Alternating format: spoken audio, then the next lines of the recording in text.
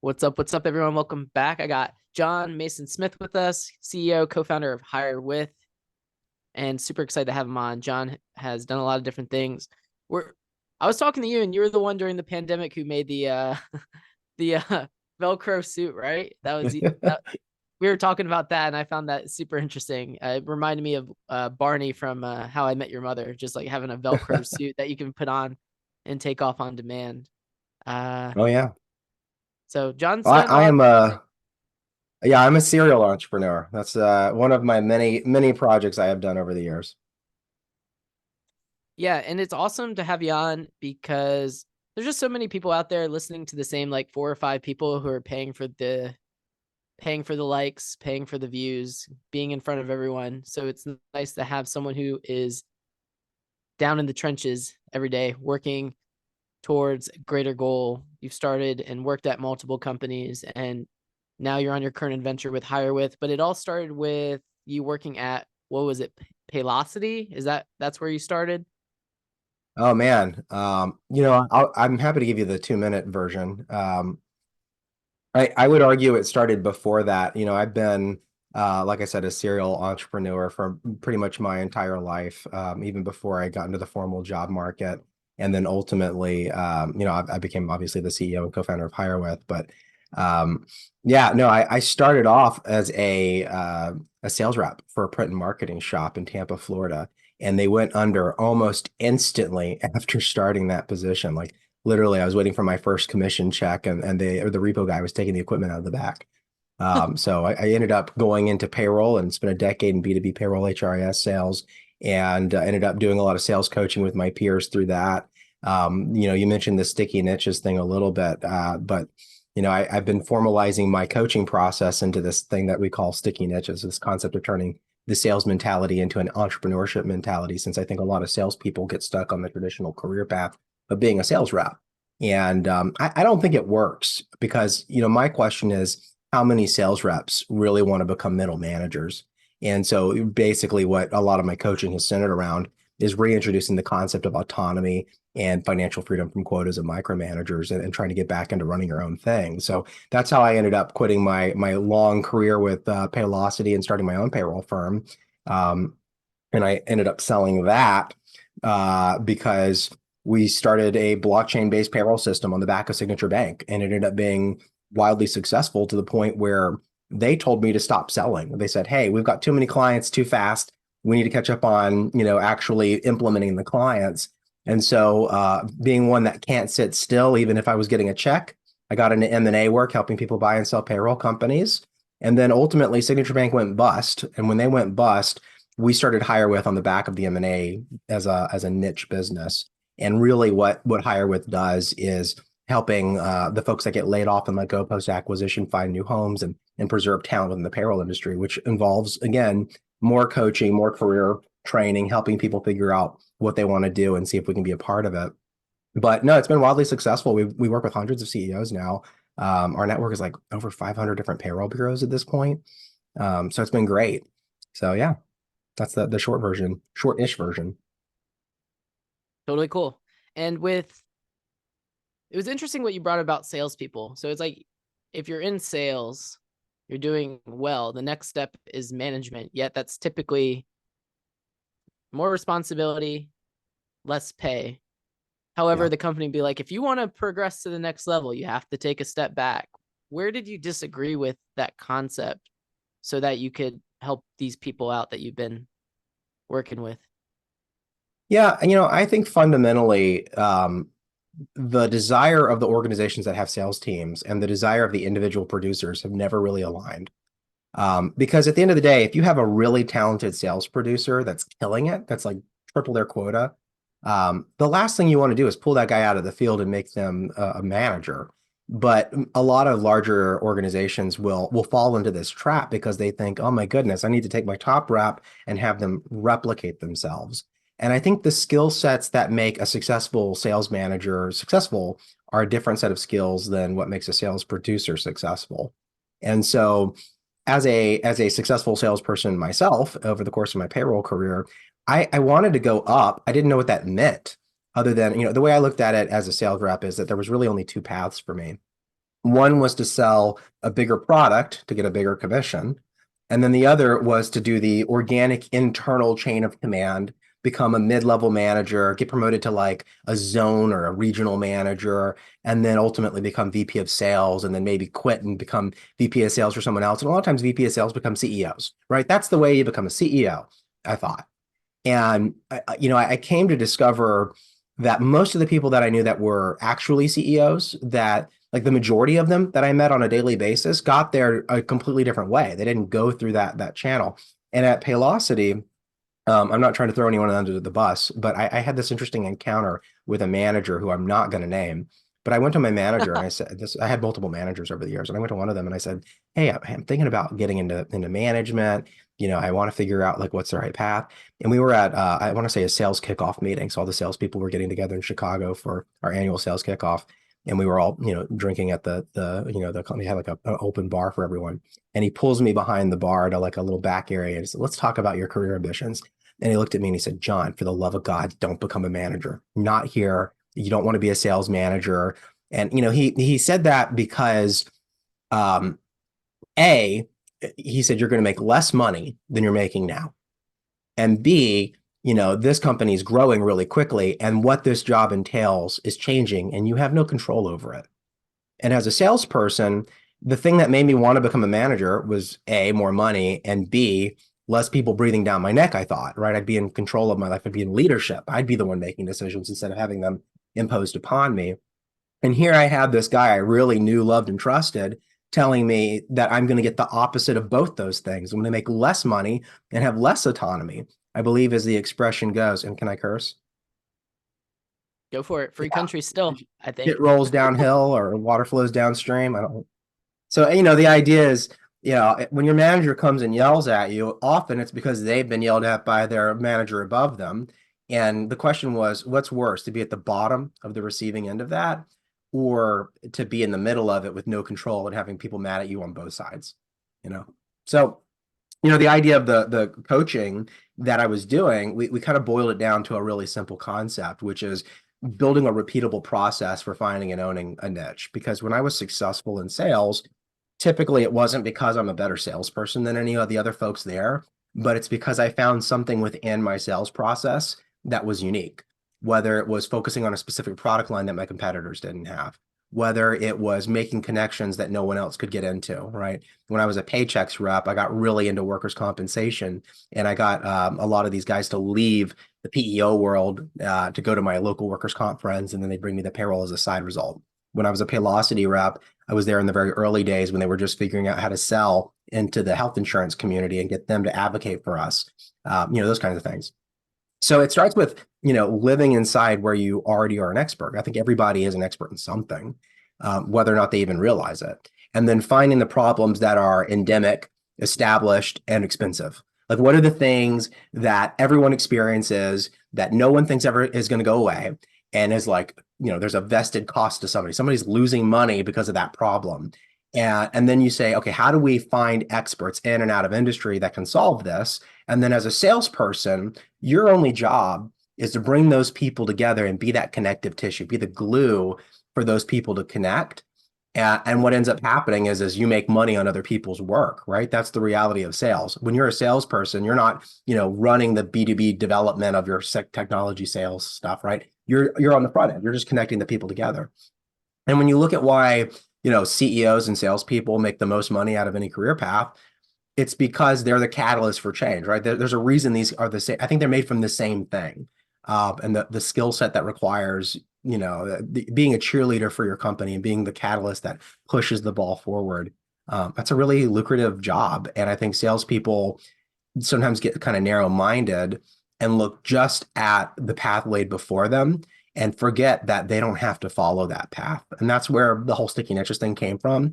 And it's really where HireWith came from, was following that same process a few times in a row, right? Like I didn't start off my career saying, hey, one day I'm going to get into, talent scouting and recruiting or staffing. It was very much, I looked before me and it was, okay, here's where there's a massive problem that's endemic, established, and expensive. And here's where there are experts that can solve that problem. How do I bring those parties together and get paid in the process? And that's really everything I've ever done, you know? Totally. Time is always ticking. And you brought up a good point about the sales force being the engine of any good company. I'm currently reading what's the book? Common Stocks, Uncommon Profits. And one of the things Philip Fisher, which I didn't even know. I always wondered how Ken Fisher became Ken Fisher. And I was like, oh, this is a cool book. And then I realized it was his dad. So he had a little bit of a head start. One of the things he talked about though is this look at for companies that have a good sales force. Because if you have a good sales force, you're going to lose customers regardless of how good your business is. However, if you're bringing in a lot more customers than what you're not retaining, then over time your company is going to grow. And as a salesperson, you're typically one of the last people to get cut as well because you are driving profits of the business. Yeah. It seemed like Well, you wanted more freedom though, that you yeah, weren't getting. and I think, the thing that was attractive when I got into the payroll industry, besides wanting a job, right?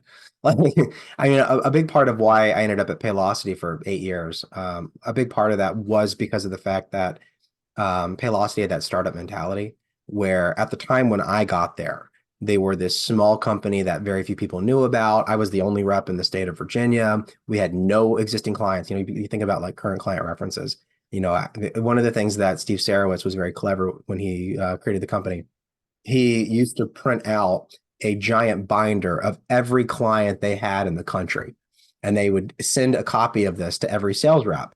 And so they would say, we were trained to go into these, when people would ask for client references, we were trained to bring out this giant thick binder of 10,000 clients and say, flip to a random page, pick someone and call them and ask them what they think. Right. And in fact, I hate to admit this, but somewhere in my attic, I still have this binder because when you've got like a giant binder, like what do you do with that? It just goes into a box somewhere. But the idea was, we're not going to have any clients that are near you. Like we don't have any client references that are like your buddy down the street. So we're going to just like pick a random one out of this book and hope it's good. And the idea was that you'd be so confident with that delivery that they wouldn't bother to actually pick up the phone and call that client. And what I came to discover was that with Paylocity, their whole angle was this technology angle when everyone else was doing a price and service angle. And so being able to come in with a pitch that didn't align with the other competitors in the room, the argument wasn't convincing people that your product was better or cheaper or anything else. It was just convincing them that the things your product was good at were the things that should be used as evaluation criteria. And if you won that argument, then you've won the sale, right? And when I started at Paylocity, I was in a blue ocean. There were no technology competitors at the table. Every sales conversation I had as a Paylocity rep for the first couple of years was selling against legacy players that at the time had older technology than us that could do less functionally. And so and we were less expensive. It was just like every single sale, if we made it to the point where we were presenting a proposal, we were going to win it. And my sales territory I got offered a position at ADP, and I have a lot of respect for that organization. But as a sales rep, my sales territory for that position, I think it was going to have like 250 labels, which meant there were 250 businesses I could sell to. At Paylocity, they said your book of business you can sell into is anyone within the state of Virginia, which is, like I think they bought a list of some like 15,000 leads. So I'm looking at 250 names I can call versus 15,000. I'm never going to be able to call 15,000 people. So at the beginning of my career there, I was just literally picking up the phone and calling as many people as I could. Hey, do you want payroll? No. Hey, do you want payroll? No. Hey, do you want payroll? And somebody eventually would say, it's funny. I'm actually shopping that right now. It's a funny thing you just called. And the goal was just to be on the phone with that person at the right time because I could. I wasn't trying to persistently sell somebody anything. And as Paylocity grew, the thing that happens, I think, to all sales organizations happened, which is they get more money from their sales team and they reinvest it in their sales operation. And they look at what their competitors are doing and they copy it. And what a lot of competitors ultimately end up doing in the payroll space is they end up selling or they end up bringing in more reps to bring in more top line revenue, right? Because one rep is limited by the amount of time in the day. So at some point, you're going to just need more bodies hitting the street. And I think by the time I left Paylocity, I think there was like 10 or more reps in the state of Virginia. So imagine taking your sales territory, dividing it by 10 and going, ugh, like this is a harder job now. And our competitors had caught up. on a technology standpoint. It's been a decade. Of course, they've gotten better.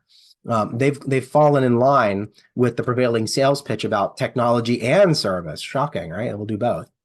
And the job just got harder. I think if you drop me into that same job at the same point in my career, but fast forward to 2024, I think I wouldn't be very good at it. I mean, maybe knowing all I know now, but if you took John Mason Smith from like early 2010s and put me in that job right now, I think I'd be wildly unqualified for it. And the thing that I was trying to escape and that drove me crazy working in a big sales organization was that as the sales organization grew, they would bring in sales leaders that were proven because they had the money to do it and the recognition to do it. And they would bring in these sales leaders from companies like Paychex and ADP and other large payroll organizations that have been around for a long time. And they would bring with them their processes that were successful historically, which means, hey, that process is different than Paylocity's internal process, which means I've got a spreadsheet that our CRM doesn't produce. But my old CRM produced this spreadsheet of like upcoming leads and opportunities or the number of dials made in a week or whatever. And so what ended up happening is the managers that came in all had their own spreadsheet for tracking their sales reps activity that did not export from our CRM tracking system. So we had all these leaders coming in and the managers kept changing territories because they'd bring someone in and then they'd realign territories. So like every year I had a different manager with a different spreadsheet. And they'd say, John, I know you're our top producing sales rep in this region, but I really need you to go into CRM and log everything, and then go into this spreadsheet and log everything. And I need you to log how many dials you made, at what time you made the dials. And I need you to be on a call at 8 a.m. and at 4 p.m. And I need to make sure that your webcam's on so I know that you're up and working. And I'm like, dude, I'm like half your team's quota. Like, why are you breathing down my neck on this? Well, the rest of the team's underperforming. And we want you to be the example because you're the top rep, right? So we need you to be present. If you're slacking off and you're not on those calls that are punitive for the underperformers, well, then why would they join, right? And so the end result is that the top reps in the company are being asked to do duplicate entry. The number one reps that I met, like the guys that were like ultimately killing it, a lot of times they would get to a point where they would say, screw you, manager. I represent, $1 million in annual revenue by myself. I'm going to keep all of my notes on a dry erase board on my wall. And if you need to see where I am, I'll take a picture of it and send it to you once every 3 weeks, right? Awful from a management perspective. How do you coach and follow upcoming internal revenue? But like, do you really want to piss that guy off who's bringing in $1 million in new revenue every year when you're paying them like 50% of that and you've got like 50% ROI on this guy? Of course you don't want to make that guy mad.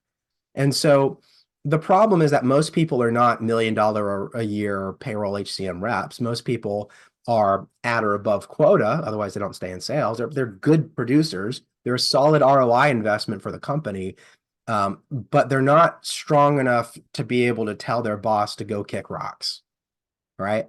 And so for me, the reason I ultimately left and started my own company, several times actually, but the one that ultimately got me to quit was really because I was tired of reporting to people. As a sales rep, I got into sales because I didn't want to have to report to people, not because of management. I didn't even want to become a manager. I just wanted to go out and make money and make friends, right? Like that's what sales kind of is, right? It's just making a lot of friends.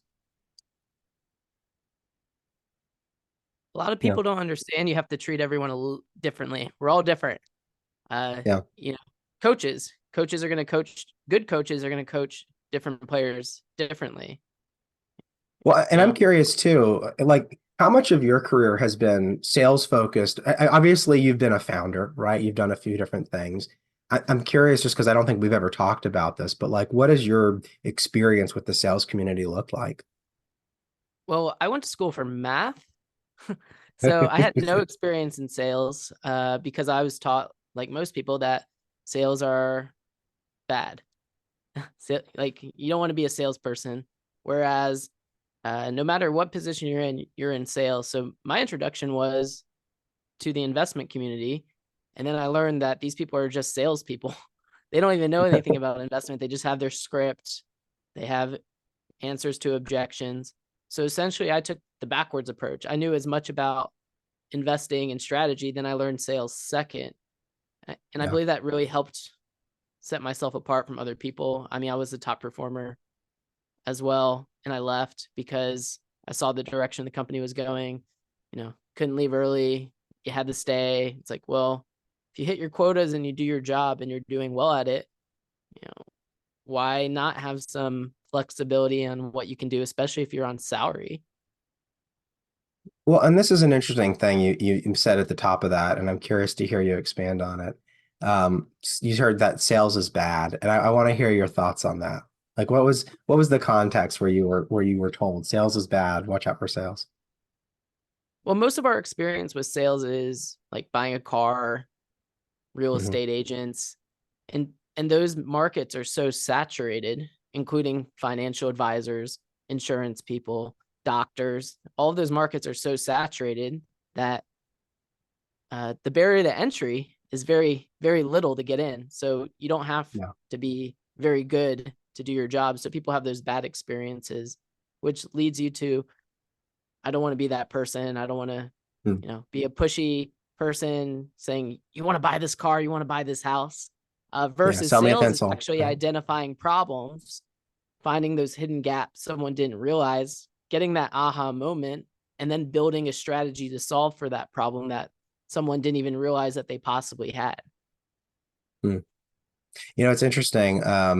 My introduction to sales was a little bit backwards. I mean, my father was a sales rep for most of my life. So when I was a child, he used to have a business and then he sold it to get into sales. And he did enterprise sales. He was selling for some pretty large companies doing print services, which I didn't even realize was a product. And I don't know if it's still as big of an industry due to digital distribution, but like invoice management. So imagine John Deere needs to send out 1 million invoices. Someone's got to like manage that data and then print it and mail merge that information and sort it. And sure, they charge like, I don't know, like 10 cents per item, but that adds up when you're doing 1 million items because now you're talking a $10 million contract a year, right? Um, and so what would end up happening is I would just see him selling on the phone in the car on the way to school or on the way home from school. Like he'd be in the front seat and I got a call from a big client.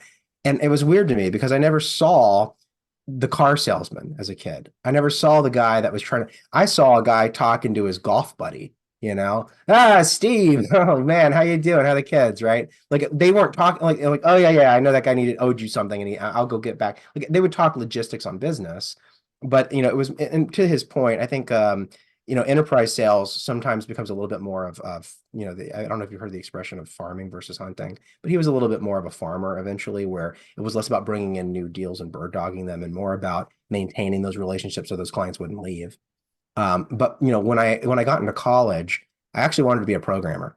I like computers. I used to build computers out of like garage part computers. I would like go to garage sales and buy all the junky computers and try to get them working again just for fun. And so I thought, okay, well, I want to be a programmer. And then I met my co-founder in college, who's my wife now. And when we met, she was a marketing major. And I said, oh, screw this. I'm done with computers. I guess I'm going to be a marketing major. Right. So I switched my major to follow her around. We got all the same classes as her. It was great. Best decision of my life, by the way. And when I did that, one of the things that was interesting was one of our early classes. I don't even remember what it was. It was some marketing class. And the professor stood up and said, look, if you're just here to make money, go be a sales rep. But if you want to blah, blah, blah, blah, blah, I don't know anything else that man said because I heard if you just want to make money, become a sales rep. And I said, well, why the hell am I in college except to make money? Like, I guess I'll be a sales rep. So what I ended up doing in college was marrying my loves, all of them, including Maria. But one of the things I married was my love of wanting to make money in computers, right? And so I started a company called Frankenstein PC Repair, which was me going to around the dorms and fixing people's computers and charging them $100, right? Um, Pay me in cash or beer or whatever. I don't actually drink that much. I wasn't a huge beer person, but pay me in cash, that'd be great. And that was my part-time job, was selling computers or fixing computers up, right? And it's one of those things where the idea that salespeople are bad, I think has to be learned. And I think the other thing that is learned is how salespeople work. And the people that learn how salespeople work from the media, from movies, from, Better Call Saul, right? the idea of the slimy sales guy. I think those are bad salespeople. And I don't think that's shocking for me to say that, right? Like No, car definitely not. salesmen as depicted in TV shows are bad salespeople. Because let's be real. Have you ever interacted with a bad sales rep and bought their product? I'm curious, genuinely. Have 100%. you ever had, you have? Oh yeah. Okay, so who was the bad sales rep? What was it? What is the pitch they did? So I signed up for someone's service and they said uh they could get me a lead, a qualified lead, to talk about possibly helping them with their retirement plans for their company. Okay. 3 months went by, no leads. And so I reached out and I was like, hey, is this normal? I've been waiting for 3 months, still haven't got my lead. I already paid you. And then essentially they set me up with a lead. I called them. They're like, yeah, we're not interested at all. And they're like, well, we gave you your lead. And I was like, this isn't a lead. This is I'm paying you for Well, a warm lead, not to, if I wanted to cold call and get told no, I would do it myself. So eventually I got them to give me a full refund because I was like, you didn't deliver on your promise. And if you don't give me a refund, which they tried to fight me on, I was like, I'm going to do X, Y, Z. Gave them 3 months notice. So I was like, hey, if you don't do what you're supposed to, I'm going to do X, Y, Z. And then I did X, Y, Z. And then I got a phone call like, are you going to do this? Are you going to do that? Guys started coming at me and go, he's like, I'm not a scumbag. I'm like, I didn't say you're a scumbag. I'm just saying you didn't deliver on what you promised. And if you don't deliver yeah. on what you promised, you need to have the integrity to admit that A, you did something wrong. You know, we all mess up in business. We're not perfect. And then B, if you can't fulfill the agreement, just give me the money back. It's not a big deal. It's just money. Yeah, Go make. and by the way, I'm going to push back on you here because I would argue that you did not buy from a bad sales rep. I would argue, in fact, the sales rep was quite successful and that the company that they represented was a bad company, right? That could So be the true. difference, and let me clarify the difference, right? A That bad is good. sales rep, as depicted by the media, is a car salesman that says, yeah, you gotta buy this car, today only 20% off. Oh, let me go talk to my manager and see if I can drop the price just for you. Like the slimy, sleazy sales guy who's like super tacky, like from the media. Like those guys don't typically win the sales. They do sometimes. What is far, far more common is the scenario you just told me, where the sales rep probably believed that they were going to give you a good lead, probably didn't have control or autonomy to decide what happens after you sent the money in, because presumably it's part of, I mean, maybe I'm wrong. Maybe this was a scam, but let's give this guy the benefit of the doubt. I'll give you a great example from my own life. Um, I got a guy fired as a paycheck sales rep. I felt awful about this. So here's what happened. I mentioned I got into workers' comp as a niche in Florida. So I'm not going to go into the minutia of how workers' comp works in the state of Florida, other than to say, if you don't have workers' comp, you get in a lot of trouble. And a lot of people would switch to what are called PEO organizations because it included workers' compensation. And if you were going to leave the PEO, then you had to get a workers' comp policy on the private market, right? So I went to this company that did millions of dollars of government contract work related to airplane brakes for airplanes that want to land on a runway, right? And they're in an airport. It was a really cool company. And I said, look how much money I'm going to save you if you switch your company to Paychex and you get off this PEO. And I said, I found that Paychex had an internal insurance department that could do the workers' comp for them and everything. And I called my Paychex workers' comp guy and I said, hey, what's up? Are they cleared for workers' comp? Are they approved to get workers' comp? And they said, oh yeah, it's fine. It's in the works. It's probably, it's not done yet, but before their payroll on Friday, I guarantee you they're going to have workers' comp. And so the HR manager was super excited. She was going to be the hero, right? She's going to save all this money Guaranteed. and I guarantee you it's going to be done by Friday. So Friday comes along, they run their first payroll, they terminate with the PEO. And she said, by the way, I need my workers' comp certificate because we have to show this certificate for every client. So we need to send them the new certificate. So I call my workers' comp guy. Hey, it's John Mason Smith. Where's my workers' comp certificate? You said it was guaranteed. And he said, oh, there's a delay, but they said they'd have it Monday. So I passed that information along. Now, what I didn't realize was that the wife of the owner of this company was an attorney. who specialized in prosecuting businesses who did not have workers' compensation policies in the state of Florida. That was literally her bread and butter. And so when they got word that they temporarily had no workers' comp coverage, immediately they ceased all operations. They took all of their manufacturers off the factory floor. They closed their business. They sent everyone home. And I got an earful. Monday comes around, still no workers' comp policy. Tuesday comes around, they get the workers' comp policy. I call to give her the good news. And her phone goes, if it goes to an out of service. So I call her cell phone. She said, John, I was fired after I made the decision to go to Paychex because of your workers' comp F up. I felt pretty bad. I called the owner to see what happened with the workers' comp. Like, hey, we got you that workers' comp policy. He said, oh, no, we're never working with you again. We've already switched back to the PEO. We switched back on Monday so we could go back into operations. So let me ask you, was I the dirty liar sales rep who went out to deceive this woman and trick her into getting fired, right?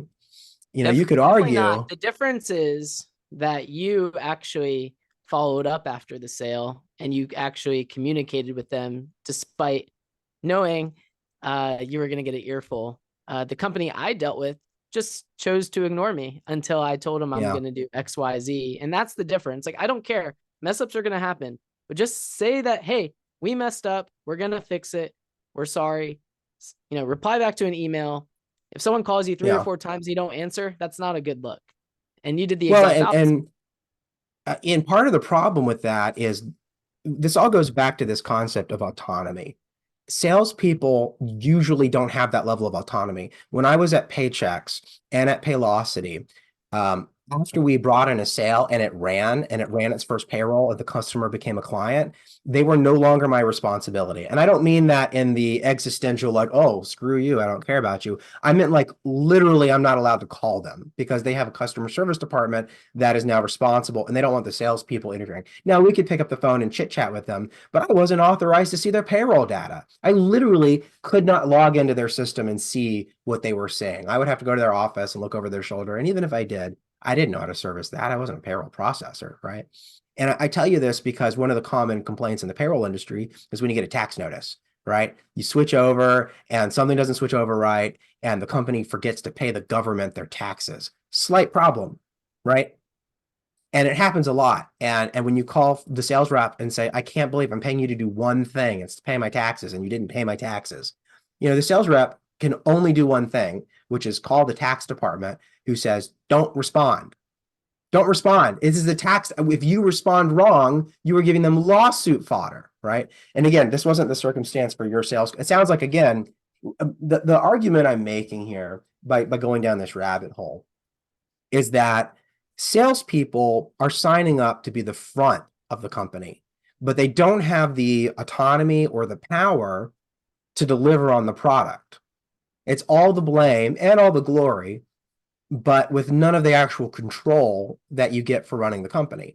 So, you know, one of the things that was really great about starting my own payroll company is getting tax notices, because I get a tax notice and I could say, oh my God, I know exactly what this is about and I know how to fix it. You know what? I'm not going to charge you anything this week. I don't have to get approval. I'm immediately waiving your invoice. What's your favorite beer? Like literally, I pissed off a guy really bad. He was a small, if he's listening to this, he'll know who he is.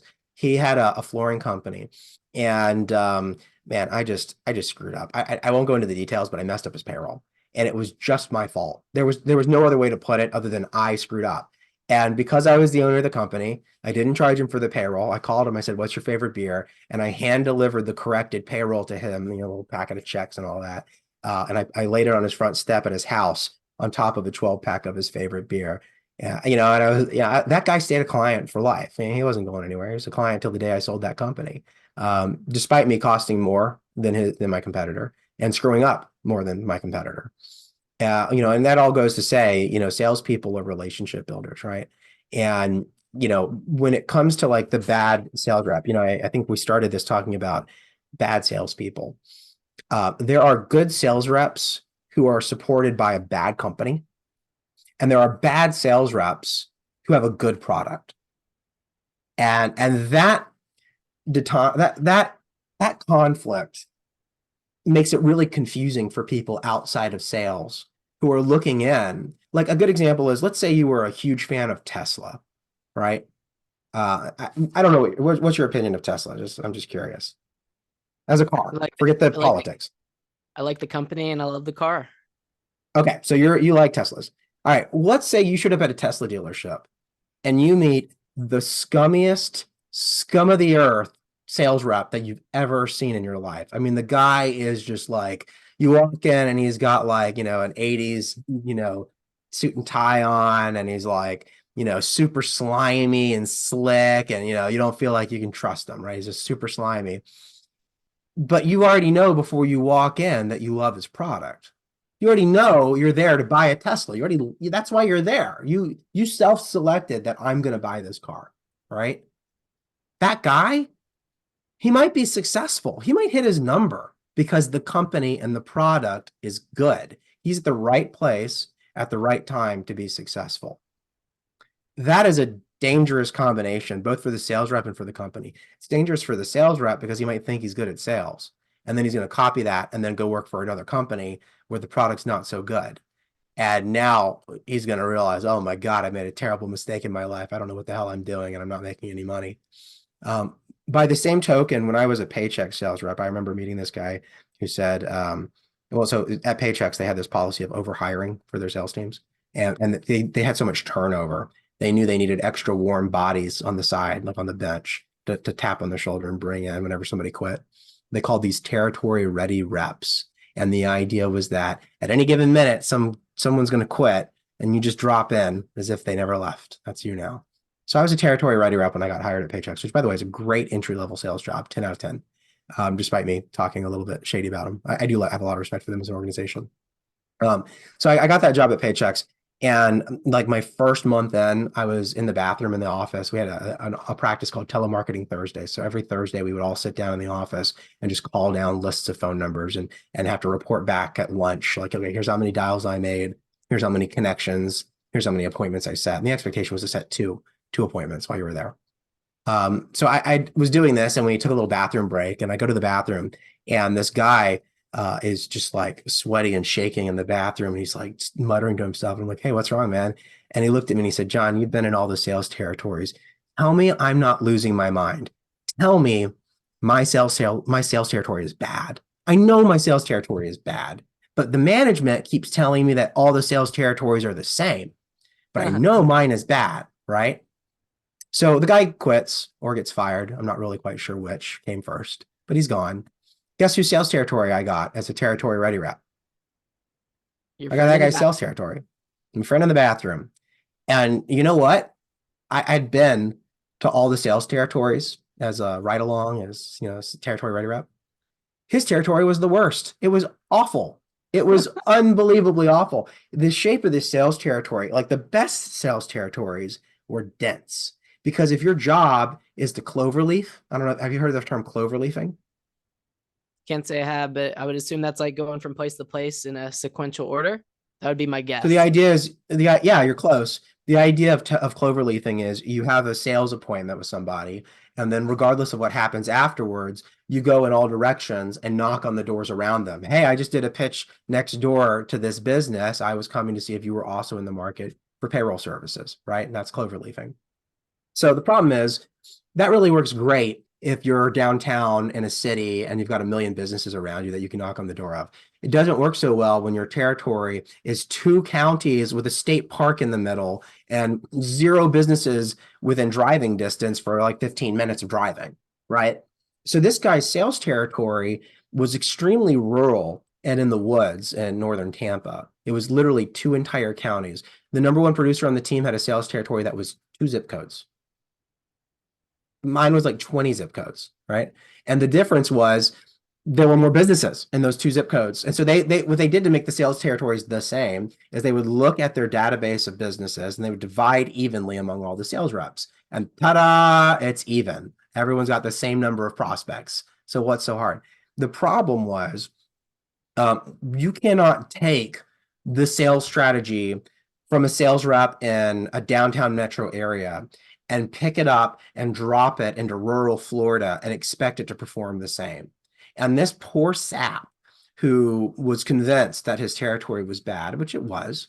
It was bad because he was following the advice of managers who were coaching 9 out of 10 people in a downtown metro area. And they were coaching this guy with the same advice. And this kind of goes back to this idea that the skills to be a successful salesperson and the skills to be a good leader and a good sales manager are not necessarily the same. I ultimately found success in that territory by focusing on a very, very specific couple of niches, right? The workers' comp thing, and then also something related to time clocks, and becoming really good, close friends with some influencers through targeted relationship building, right? But when you look at that guy, was he a bad sales rep? I don't know. I can't say that he was a bad sales rep despite failing at his job and getting fired. When I was a Paylocity rep, I think the thing that really attracted me to that position was that I knew it was a good product and a good territory, and I could be a mediocre or a bad sales rep and find success, right? I could be Yeah, the everything's created jerk equal selling for sure. Teslas.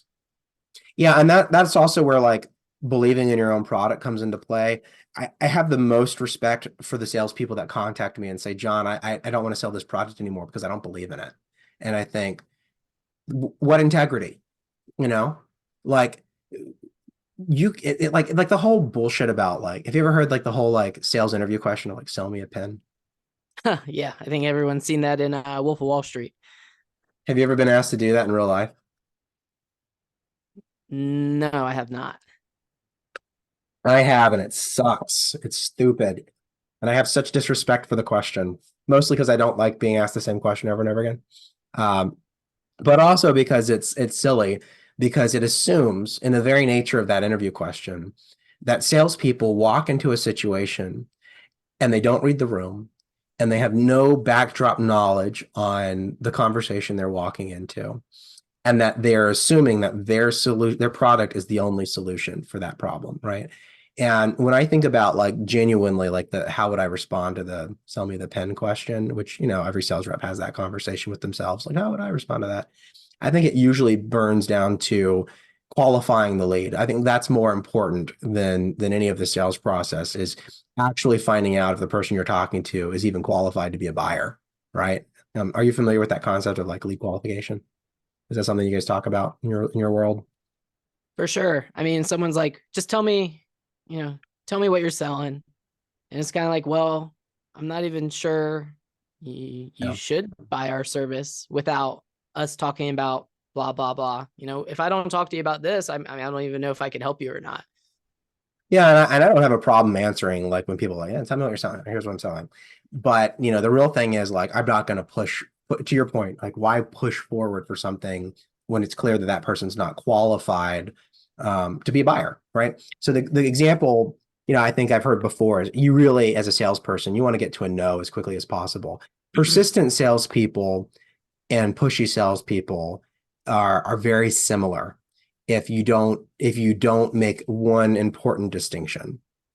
A pushy salesperson is someone who continues to try to move the sales process forward despite that lead clearly being unqualified.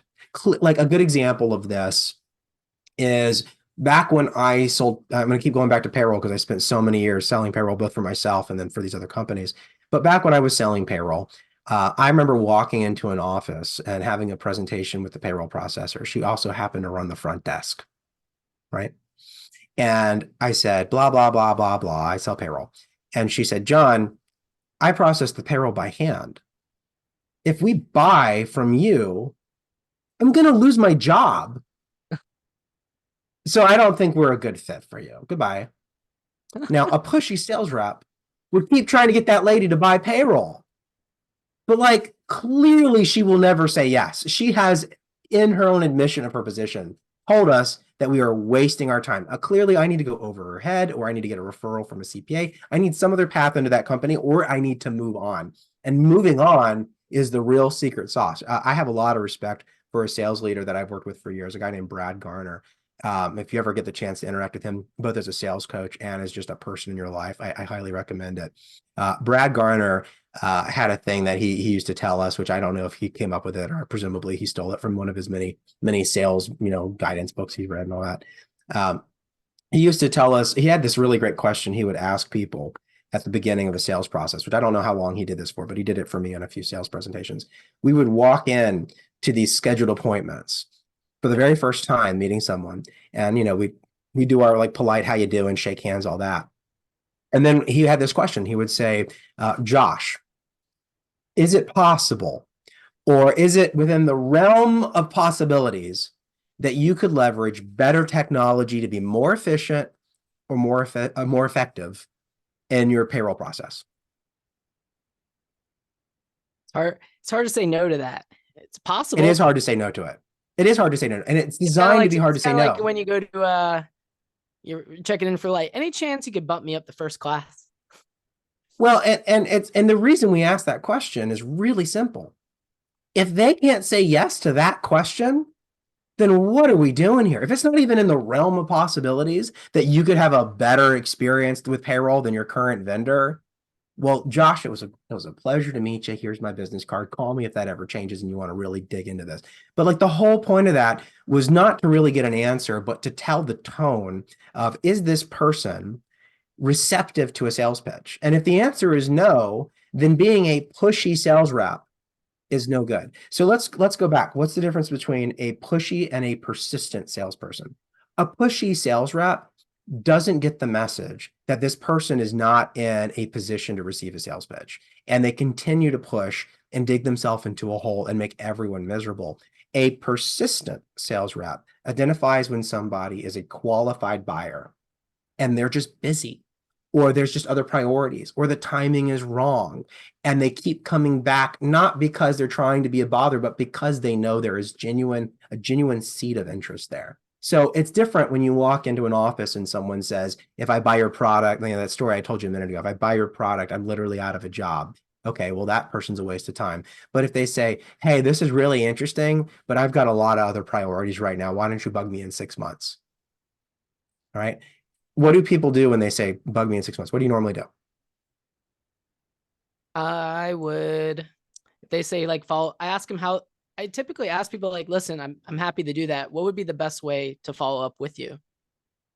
And then Sure. they'll Yeah, say you make a phone plan. call, text message, email. And then once I get them to say, hey, like they're giving me permission and telling me how they want to be followed up with, then I pursue that direction.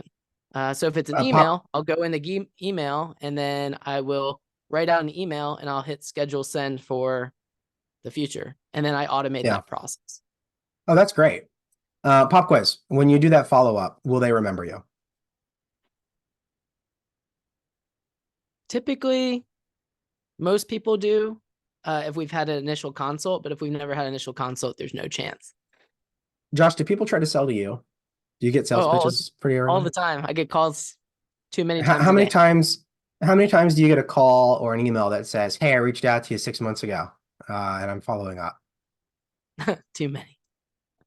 Okay. How many of those people do you remember by name? Would you recognize their voice when they called you? No, zero. Exactly. You recognize none of them. So why would your prospects recognize you in 6 months? So here's the dirty secret that I think a lot of salespeople miss. If you are told, hey, follow up with me in 6 months, and you call them in 3 months or 4 months, it's all the same to the prospect. And the reason why you want to call a little bit earlier than waiting 6 months, 6 months is the default time. You can wait 6 months. It's not the end of the world if you've got a long lead list. But at the end of the day, sales is about being at the right place at the right time, not convincing people to change their priorities, right? It's about being present when that conversation is organically going to happen. I I will tell you the most gut-wrenching thing in my sales career has been calling someone to sell them a product and they tell me, John, call me back in 6 months. And I call back in 6 months and they said, oh, we switched 3 months ago to your competitor. We went through a whole, it depends on how long your sales cycle is, but you can bug someone and say, great. And then 3 months later or 2 months later, be like, hey, just a reminder, I'm going to follow up you in the summer, but I just wanted to check in and make sure that you guys are still set, right? Like you can have polite interactions. That polite interaction, those continual touches, those do two things. One, this goes back to the differentiation between a pushy sales rep and a persistent sales rep. It's being present at the right time. And then the other thing that it does is there's a subliminal thing that happens in human psychology. When you encounter the same person over and over again, you innately form trust in that person. It's one of the reasons that complex sales spread their sales processes out over 4 or 5 meetings. It's partly because leaving and coming back organically builds trust. They say, oh man, every time I see this guy, nothing bad happens. I know I can trust that he's not going to do something bad. Even if you haven't really earned it, it works. It's unfortunate, but it's true. And so having those regular touch points with your prospects makes it easier. Eventually you become that friend that calls every 2 months that, you have a nice little chat with, and then you say, I'm not going to buy from you yet. And then one day they do buy from you, right? That's how that works, is you're building up that trust. So, that's the kind of stuff that I'm talking with sales reps about all day long. We do a lot of work at HireWith salespeople who have decided to change up their career. It's funny, we don't actually get a lot of salespeople from our acquisition partnerships. We get a lot of them because I spent so much time in sales, and all of my colleagues, that were successful and stuck around. We hung out at presidents clubs. We went to kickoffs. We did all that stuff together. Now they're out into the world and they're running their own sales teams, or they're out in the world, doing their own sales. And by the way, what's really interesting to me is how few of my sales colleagues that were top producers are sales managers. Right. And the reason so few of them are sales managers is not because they aren't qualified to do it. It's because, again, I think good sales people are built of different material than good sales managers. And when we go, just to kind of full circle this here, the whole thing about building this concept of a sticky niche, and this whole sticky niches concept is, if you know how to bring people together for a sales process, if you know how to pick up the phone and call a stranger and make a friend, right? Then that process organically leads you maybe not to be middle management, but to be at the top of a process, right? And that's where the entrepreneurial mindset comes into play, and you can go out and start whatever you want, because you can find people that know how to do everything else, right?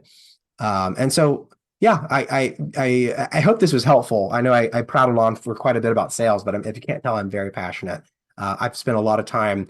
It's funny. I've had salespeople over the years reach out to me. I've been involved on Reddit and a few other communities, like sales communities on Facebook and stuff. And people reach out to me there.